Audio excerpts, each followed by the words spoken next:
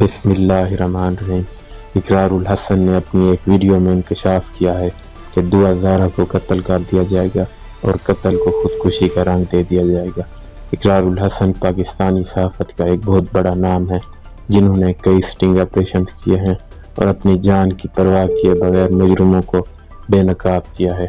اقرار الحسن اور اس کی ٹیم نے پاکستان میں ہونے والے جرائم پر زبردست تحقیق کی ہے۔ اقرار الحسن نے اپنی ویڈیو میں تمام اداروں سے ریکویسٹ کی ہے کہ بچی کو بحفاظت بازیاب کروایا جائے تاکہ اس کی جان کو کوئی خطرہ نہ رہے۔ دنیا میں ہر جگہ ایسا ہوتا ہے کہ اگر مجرم کو پکڑے جانے کا خطرہ ہو تو وہ ثبوت مٹانے کی کوشش کرتا ہے، کیونکہ اگر ثبوت ختم ہو جائیں تو کیس بھی ختم ہو جاتا ہے۔